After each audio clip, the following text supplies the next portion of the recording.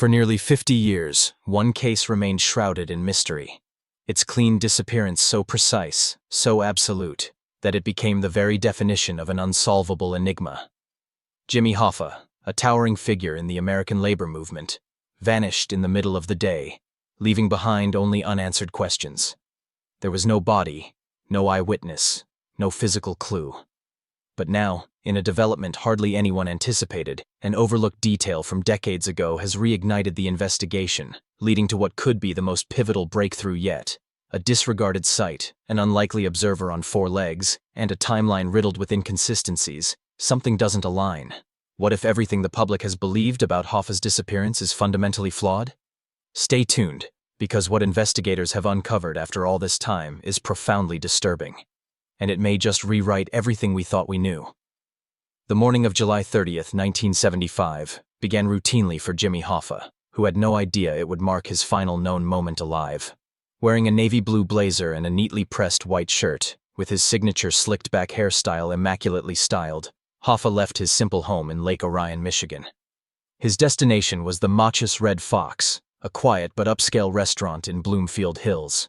He was reportedly set to meet individuals with established mob affiliations, and Hoffa, once the most commanding force in American labor, believed this meeting could be his chance to reclaim dominance over the Teamsters Union.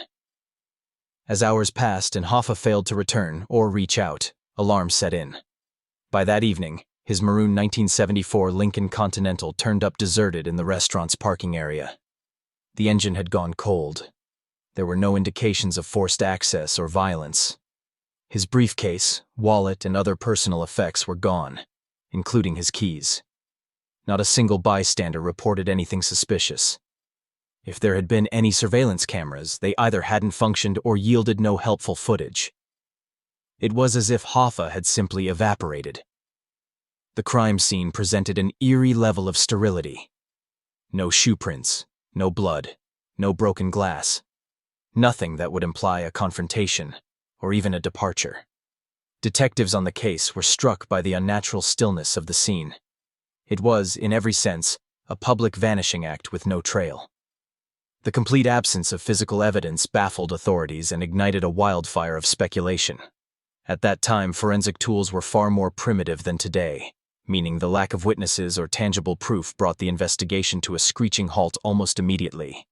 Within hours, the story of Hoffa's mysterious disappearance swept across the nation. Television broadcasts, newspaper headlines, and radio stations were all consumed by it. As one of the most recognized labor leaders in American history, Hoffa had become a complex icon, admired, feared, accessible, yet unknowable. His sudden absence ignited not only public concern, but also a surge in conspiracies and speculations. In less than a day, the search for a missing person evolved into what would soon become one of the most notorious unresolved cases in American lore. To grasp the enormity of Hoffa's disappearance, one must first understand the immense influence he held, and the long list of adversaries he'd made. Jimmy Hoffa's rise from humble beginnings to national recognition stands among the most dramatic transformations in U.S. labor history. Born in 1913 in Brazil, Indiana, Hoffa was raised in financial hardship after losing his father early in life. By the time he was a teenager, he was already making a name for himself in the labor movement, renowned for his grit, commanding voice, and fierce determination. Climbing quickly through the ranks of the International Brotherhood of Teamsters, a union representing truckers and warehouse personnel nationwide, he had, by 1957, ascended to its presidency, becoming one of the most influential union leaders in the country. During Hoffa's time at the helm, the Teamsters ballooned into the largest and most dominant labor organization in America. His leadership brought improved pay and working conditions for countless workers, but he also focused on consolidating authority, often drawing controversy.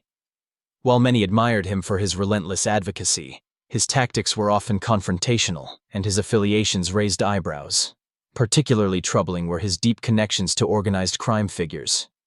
These alliances helped bolster the union's power, but they came with heavy consequences, including increased scrutiny from law enforcement and federal authorities. As Hoffa's influence grew, so did the pressure surrounding him. His involvement in jury tampering, bribery attempts, and fraudulent activities led to a conviction in 1967, landing him a 13-year prison sentence. In 1971, he was released early after receiving a commutation from President Richard Nixon, but with strict conditions. Chief among them was a prohibition against participating in union affairs until 1980. Rather than deter him, the restriction only fueled Hoffa's desire to reclaim control of the Teamsters. Almost immediately after his release, he began orchestrating plans behind closed doors to regain his position. Hoffa's defiance of the imposed ban placed him in direct conflict with federal officials and the very union leaders who had filled the vacuum in his absence. His ambitions became a growing concern for many. His behind-the-scenes efforts to reassert control over the Teamsters began to threaten a delicate balance, one that involved not just labor dynamics, but also dangerous underworld connections that had long operated in the shadows. As Hoffa pushed harder to return to power, his maneuvering became an increasing risk to those who preferred to keep the status quo undisturbed. His potential resurgence stood to destabilize not only the internal hierarchy of the Union, but also the long-standing covert arrangements with organized crime figures. And with that, the stakes became lethal. Those who once stood alongside Hoffa, but had since ascended to powerful roles, began to see him less as a respected guide and more as a threat, someone who could disrupt carefully orchestrated arrangements and alter the distribution of influence. As Hoffa relentlessly pursued his return to leadership, he managed to alienate a wide array of individuals, those within his own union, key figures in organized crime, and federal authorities. This combustible blend of ambition, disloyalty, and silence ultimately paved the way for his mysterious vanishing in 1975, etching Hoffa's name into both the annals of labor history and the shadowy realms of America's criminal underworld. Over the years following Jimmy Hoffa's unexplained disappearance, a steady stream of investigations unfolded, each one hoping to finally crack the code of what truly happened to the controversial union figure. Among the more memorable probes was a 2006 effort led by the FBI, who launched an intensive search at the Hidden Dreams horse farm in Milford Township, Michigan. Acting on a tip from an anonymous informant claiming Hoffa had been secretly buried in a barn shortly after he vanished, the FBI initiated a comprehensive excavation. With forensic teams on site, excavation equipment in full force, and widespread media attention, expectations soared. But despite the promising nature of the lead and the precision with which the operation was carried out, not a single trace of human remains was uncovered. The search ended, much like many before it, swallowed by conjecture and another theory laid to rest. Rather than dulling public intrigue, that failed search only seemed to heighten collective curiosity. In fact, every newly proposed theory seemed to breathe fresh life into the mystery. Books, streaming content, and televised specials saturated the public space, each asserting that they possessed the ultimate revelation. Documentaries, including the one that reignited belief in the Pulaski Skyway theory, as well as dramatic reimaginings like Martin Scorsese's The Irishman, reintroduced Hoffa's story to newer generations, often blurring the boundary between authentic history and myth. Despite the passing decades, Hoffa's name endured in the public domain, with every anniversary of his disappearance reigniting speculation and debate. What had once been a case of a missing person gradually transformed into something symbolic, an emblem of a broader mystery that captivated a nation. Hoffa's absence came to represent much more than a vanished man. It epitomized a deeply embedded system of corruption, secret deals, treachery, and institutional collapse. Unlike typical cold cases that eventually slip from memory, Hoffa's saga became increasingly relevant with time. The aim shifted from simply locating a body to unraveling a riddle that almost seemed engineered to elude resolution. As time wore on, Hoffa's mystique only grew, achieving a sort of mythical status that seemed impervious to closure. Each dead-end investigation, misleading clue, and over-the-top revelation added to the legend, contributing to what now feels like a cultural touchstone of mystery and speculation. His case now frequently appears in conversations around conspiracy, government secrets, and organized crime. To many, Hoffa's disappearance ceased to be a matter of legal concern and became instead a potent symbol of how power, secrecy, and fear can suppress truth for generations. Among the more bizarre yet compelling clues in the seemingly endless timeline of the Hoffa investigation was the now infamous Milwaukee Stadium theory, set in motion by the discovery of a playing card. Not just any card, but an ace of spades, which was found among the possessions of a retired police officer from Wisconsin after his passing in 2020. Scrawled across it was a puzzling message: Milwaukee Third Base Old Stadium 1995. The card found its way to the Casebreakers, a dedicated collective made up of former investigators, forensic analysts, and intelligence experts known for tackling cold cases. Initially dismissed as an odd artifact, the clue gained credibility the deeper the group dug into its implications. Pursuing the tip, the Casebreakers honed in on the site of the former Milwaukee County Stadium, demolished back in 2001. Utilizing archived satellite images from the 1990s, the team noticed peculiar soil disruptions near the spot where third base once lay. These inconsistencies looked artificial when compared to the undisturbed terrain surrounding them. To further examine their theory, the group used ground-penetrating radar, GPR, which revealed a compressed clay layer beneath the surface, an indication that the Earth may have been intentionally moved and replaced. For an area formerly used for recreational purposes, such findings were highly suspicious and warranted further attention. However, the theory became even more complicated due to the evolving nature of the location. The stadium grounds had since been repurposed into a community recreation area and ultimately integrated into the parking and sports facilities for American Family Field, the current home of the Milwaukee Brewers. Today, a youth baseball diamond occupies the exact site where third base once stood, now bustling with families and local events. Excavating that ground meant potentially disrupting an active public space, raising legal questions and concerns from city officials and residents alike. This created a barrier, as digging could not commence without navigating property laws and respecting community interests. Still, the strength of the evidence, particularly the card, the archived imagery, and the GPR scans, was compelling enough to catch the attention of national media. Despite the traction the theory gained, federal authorities were hesitant to greenlight an excavation unless there was overwhelming justification, especially considering the area's use as a children's sports field. For the Casebreakers and their growing audience, the real question was whether Hoffa truly lay buried beneath that field, and if anyone would ever be allowed to uncover the truth. Among the more startling developments in the relentless search for Jimmy Hoffa was the potential clue brought forth by a cadaver dog named Moxie, a revelation that would mark yet another turning point in this complex, decades-long mystery. Taken to the former grounds of Milwaukee County Stadium, specifically where third base had once been positioned, Moxie, a trained cadaver dog led by retired officer and handler Karen Corcoran, is said to have issued multiple alerts indicating the potential presence of human remains. According to the cold case volunteer organization known as the Casebreakers, Moxie returned to this very location on 4 different occasions, each time without prior direction, which sparked growing interest among the investigative team. This location had already stirred curiosity due to a peculiar clue, a mysterious message scribbled on an ace of spades playing card. This card had been discovered among the possessions of a now deceased Wisconsin police officer rumored to have connections to organized crime. The handwritten note read, "Milwaukee Third Base, Old Stadium 1995. Spurred on by this enigmatic message, the Casebreakers utilized ground-penetrating radar, GPR technology, which unveiled a noteworthy irregularity, a dense clay formation compacted beneath the location where third base once existed. Although this disruption could be attributed to natural causes or linked to the site's demolition, its correlation with both the radar anomaly and the cadaver dog reactions led the group to consider the idea of a secretive burial. As of now, no physical remains have been unearthed, and authorities, both local and federal, have not granted permission for any excavation.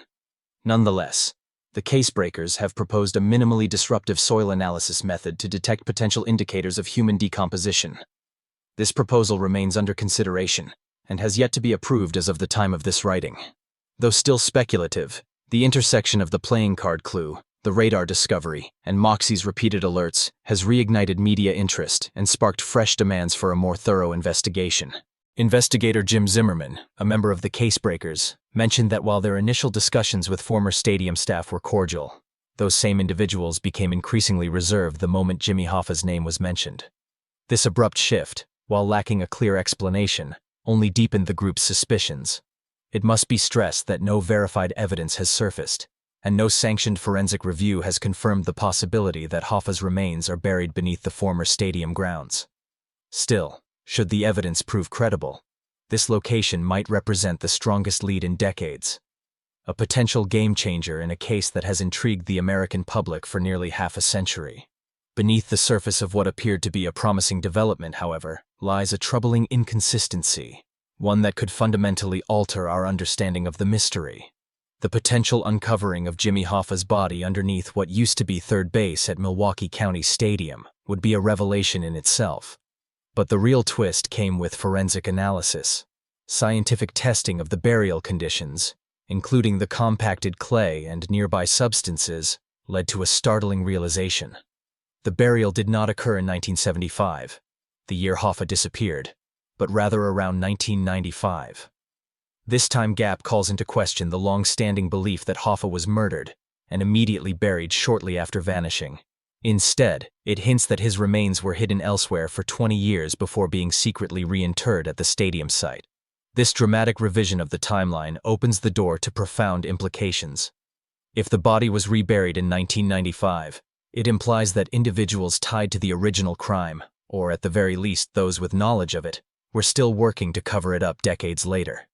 This suggests not only a prolonged conspiracy, but also the capability and willingness to manipulate evidence over the long term. Moving someone as high profile as Hoffa during the construction or demolition of a public venue would have demanded a high degree of coordination, secrecy, and possibly influence within both government and labor spheres. It also begins to answer questions about who could have orchestrated the relocation. By the mid-1990s, many of Hoffa's known adversaries in the mob were either deceased, imprisoned, or no longer significant figures. So, who remained with both the drive and the means to hide his body again? Was this an effort by aging conspirators to eliminate lingering risks before their own passing? Or perhaps a broader scheme to protect individuals or entities with ongoing connections to political power, union activity, or organized crime networks? The true motive remains elusive, but the act of moving the body speaks volumes about loyalty, fear, or possibly guilt that lingered for decades. Another confounding and revealing element is the very choice of burial location. By 1995, Milwaukee County Stadium, although earmarked for eventual demolition, was still hosting games and bustling with activity. Hiding a body beneath third base wasn't just reckless, it was strategic. The site may have been considered permanently inaccessible in the future, with the expectation that new construction would forever seal it away beneath layers of concrete and recreation. Ironically, that assumption backfired, as advances in technology and the rediscovery of an old playing card brought the site back under the microscope. What was once thought to be a flawless final hiding spot has now become the epicenter of revived interest, possibly exposing a broader web of secrets and calculated deceit. Now, a half-century after Hoffa's vanishing, a new eyewitness has surfaced, offering a revelation that could reshape the entire narrative. In the newly released book, The Last Mob Lawyer, veteran New Jersey attorney Chris Franzblau recounts a striking conversation with a man named Jeff, who claimed he witnessed a body being buried near the Pulaski Skyway back in 1975. As recounted by Jeff, he was still a young man assisting his father with excavation work at a construction site in Jersey City when he witnessed a scene he would never forget. He recalled seeing two vehicles pull up, one being a black Cadillac bearing Michigan license plates. From where he stood, Jeff observed a group of men retrieving a body from the trunk and placing it into a freshly dug hole in the ground. What adds a chilling layer to Jeff's narrative is his assertion that chemicals were applied during the burial, either to hasten the decomposition process or to mask the presence of a body from detection. This detail closely parallels theories long associated with Hoffa's disappearance, particularly claims suggesting that industrial chemicals were employed to either obliterate forensic evidence or render the remains undetectable by search teams and cadaver dogs.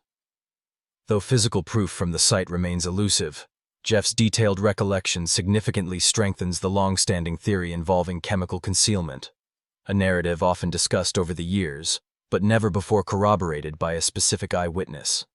When asked why he stayed silent for so long, Jeff gave a response that was both simple and haunting. "Everybody's dead now." His prolonged silence was born out of an intense fear of retribution and of being entangled with dangerous individuals, many of whom were allegedly tied to organized crime. It wasn't until years later, after the central figures involved had passed, that Jeff felt safe enough to share his truth. This revelation underscores the extent to which secrecy and fear have long shaped the mystery surrounding Hoffa's vanishing, and the formidable reach of those suspected of orchestrating it. Another factor that compelled Jeff to finally open up was his trust in Franz Blau, a lawyer with an extensive background in defending clients associated with organized crime. Jeff believed that someone with deep knowledge of mob operations and Teamster dynamics would truly grasp the seriousness of his revelation. At 93, Franz Blau remains a practicing attorney and incorporated this testimony into his recent book, appealing to readers who seek justice and truth. Whether Jeff's story prompts a renewed investigation or fades into the growing tapestry of Hoffa lore, it stands out as the first credible and highly detailed eyewitness account linked to a potential burial site. This development injects a newfound urgency into a case many assumed was forever lost to time. For nearly half a century, Gabe Bergoglio has lived under a cloud of suspicion, marked as one of the final named individuals tied to the presumed murder of Jimmy Hoffa. Now 85 years old, Bergoglio has gained a strong advocate in Congressman Jeff Van Drew of New Jersey, who is openly demanding his exoneration. Van Drew has formally requested that U.S. Attorney General Merrick Garland issue a letter of clearance, officially stating that Bergoglio had no role in the disappearance or death of Hoffa. "This man has suffered for 50 years, declared Van Drew. He's innocent. The congressman emphasized that restoring Bergoglio's reputation isn't merely a personal matter. It represents a fundamental issue of justice in America. For Bergoglio and his family, who have weathered years of accusations without any formal charges, such a declaration would bring the peace they've long sought. The main allegations against Bergoglio trace back to Ralph Picardo, a convicted killer turned government informant. Picardo told authorities that individuals from Anthony Tony Provenzano's crew, specifically the Bergoglio brothers and the Andretta brothers, were responsible for Hoffa's murder. However, Picardo's reliability quickly unraveled under scrutiny. Official documents, special prosecutors, and even Picardo's FBI handlers admitted that he was an inveterate liar who concocted stories to win leniency and secure his freedom. Picardo had no direct information about Hoffa's fate, and simply speculated that if Tony Pro had been involved, it was likely that others, such as Gabe, would be implicated. These baseless assumptions, completely unsupported by physical evidence, helped trigger a grand jury investigation and kept Bergoglio's name in headlines for decades. Yet despite this, federal authorities never brought charges against him in connection with Hoffa. Although Bergoglio was never indicted over Hoffa's murder, he has been repeatedly portrayed in books, films, and documentaries as a conspirator, an accusation he has vehemently denied. In a televised interview with Fox Nation, Bergoglio declared, "I had nothing, absolutely nothing to do with anything that happened to Mr. Hoffa." He recounted being in New Jersey on the day of Hoffa's disappearance and returning to his family that evening. Asserting that he was never affiliated with the mafia, Bergoglio said his only link to Provenzano was through their shared dealings in the Teamsters Union. He also claimed that the labor racketeering conviction that sent him to prison was built on lies, specifically those told by Picardo. Nonetheless, thanks to relentless media narratives and public assumptions, much of Bergoglio's life has been consumed by efforts to clear his name and escape the shadow of a crime he insists he didn't commit. With time running short, the Bergoglio family continues to fight for justice. His daughter Yona has emotionally described the toll decades of suspicion have taken on their family. "My father," she said, "is finally being listened to." She expressed deep gratitude to Raphael Van Drew for championing her father's cause, a man whom the government never prosecuted, yet also never officially cleared. She characterized the campaign to exonerate her father as brave and long overdue. Van Drew concurred, calling the situation profoundly un-American and clearly a case of denied justice. Referencing similar cases, such as that of Chucky O'Brien, he insisted that the government must be held to account for its past errors. "For God's sake, let's put this to rest and clear his name," Van Drew urged. For the Bergoglio family, this battle goes beyond restoring a reputation. It's about ensuring dignity in the final years of a life spent under suspicion, despite the absence of evidence, trial, or justice. For many years, one of the most enduring beliefs surrounding Jimmy Hoffa's disappearance was that his body was dissolved in a vat of chemicals within a Detroit factory. This theory circulated widely, with many convinced that his remains were destroyed in such a way as to prevent recovery or identification. One of the most enduring theories regarding the fate of Jimmy Hoffa suggests that he was murdered shortly after vanishing in 1975, with his remains subsequently destroyed in an industrial vat of acid or sealed in a steel drum to erase all physical evidence. This chilling concept gained popularity throughout the 1980s, appearing repeatedly in documentaries, books, and television specials. It captivated the public not only for its sheer brutality, but also for its perceived practicality. Disposing of a body without leaving any trace does seem fitting for the efficient ruthlessness associated with organized crime. Though various former mobsters and confidential informants have mentioned this possibility in offhand comments, none ever provided solid proof or first-hand accounts to support it. Despite its staying power in the cultural imagination, the theory involving acid dissolution has never been substantiated by forensic analysis or any official conclusion by the FBI. In recent months, a new layer to the Hoffa mystery erupted on social media, especially on platforms like YouTube, where a video titled "Jimmy Hoffa Mystery Finally Solved in 2025" gained viral status, attracting millions of views. This video claimed to unveil irrefutable evidence about Hoffa's final moments and pinpointed the exact location of his burial. The production wove together a dramatized story involving confidential sources, digital cartography, and supposed confession papers, all of which appeared to culminate in a major revelation. Nevertheless, these assertions have not been validated by any credible law enforcement organization. Investigators familiar with the case swiftly labeled the video as speculative at best and dangerously misleading at worst. Like many online sensations, the video lacked concrete sources and leaned heavily on recycled speculation rather than newly verified findings. Instead of advancing the investigation, such viral content often diverts attention from legitimate leads, such as the intriguing development at the former site of Milwaukee County Stadium. A specialized cold case investigative group known as the Case Breakers recently uncovered promising anomalies beneath this location. Using ground-penetrating radar, they detected irregularities in the soil and received 4 alerts from an elite cadaver dog named Moxie, all centered near where third base used to be. This wasn't anecdotal speculation. It was grounded in contemporary forensic data. The coordinates that guided this search originated from an enigmatic message scrawled on a playing card linked to a deceased and disgraced police officer known to have connections with organized crime. Unlike previous theories fueled by hearsay and legend, the Milwaukee lead offered measurable scientific indicators, such as a disturbed layer of clay and the possible presence of human remains.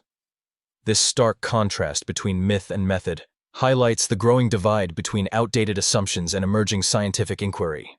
While theories about acid vats and secret cremations have fascinated the public for decades, they remain unverifiable narratives spread by questionable sources. By contrast, the Milwaukee findings are anchored in physical evidence, real, tangible clues that point to the possibility Hoffa may have been buried there, and perhaps even relocated later by those intent on burying the truth along with him. This marks a pivotal shift, moving away from media-fueled legends toward research-backed investigation. If this lead holds, Milwaukee might represent the beginning of real answers, breaking through the fog of folklore that has obscured the truth about Jimmy Hoffa for nearly half a century. Yet as the evidence starts to accumulate, the challenge shifts from discovery to justice. The legal, scientific, and political consequences of potentially finding Hoffa's remains at the site of Milwaukee County Stadium have ushered in a complex and sensitive phase of the investigation. The Casebreakers have already submitted an 18-page report to the FBI, as well as to the Governor's Office of Wisconsin. While the FBI has acknowledged the report's receipt, they have not yet issued any public statement or indicated if a full-scale excavation will be authorized. For now, the investigation remains in a state of suspension. The area is secured, but further actions await federal approval. The legal landscape is particularly tricky. The suspected burial site lies on public land. Specifically, it's part of a youth ballpark and adjacent parking lot next to American Family Field. Conducting an excavation there requires not only bureaucratic permissions, but also careful coordination with local authorities and adherence to meticulous forensic protocols. The complication is further intensified by the detection of what could be a second set of unidentified human remains. This suggests the site may need to be treated as a potential multi-victim crime scene. which introduces additional challenges regarding the preservation of evidence and the ethical concerns of disturbing a well-used public space. Should the discovery be confirmed, it would dramatically alter the narrative that has shaped the Hoffa case for decades. The prevailing belief was that he had been destroyed, whether by fire or acid, shortly after his disappearance, making recovery impossible. But if it turns out Hoffa's remains were hidden for close to 20 years, and then quietly reburied in a public area, it suggests an astonishingly complex conspiracy. It raises profound questions about the people or networks powerful enough to enforce silence and prevent discovery for so long. This possibility points toward a deliberate cover-up that extended far beyond the initial crime, implying complicity among individuals with influence across multiple sectors. Additionally, this new thread may help unravel deeper ties between labor union leaders, organized crime bosses, and elements within law enforcement. The alleged reburial, especially involving a corrupt former police officer, hints at a far-reaching web of collusion. As investigators and federal officials deliberate over their next moves, the case is no longer just about locating Hoffa. It has evolved into a mission to uncover the mechanisms that managed to keep his fate obscured for 5 decades. Thank you for watching. If this story intrigued you, please remember to like, leave your thoughts in the comments section, and subscribe for more deep explorations into the world's most confounding mysteries. And if you're ready for the next unbelievable turn, click the video on your screen now. What investigators found next will truly shock you.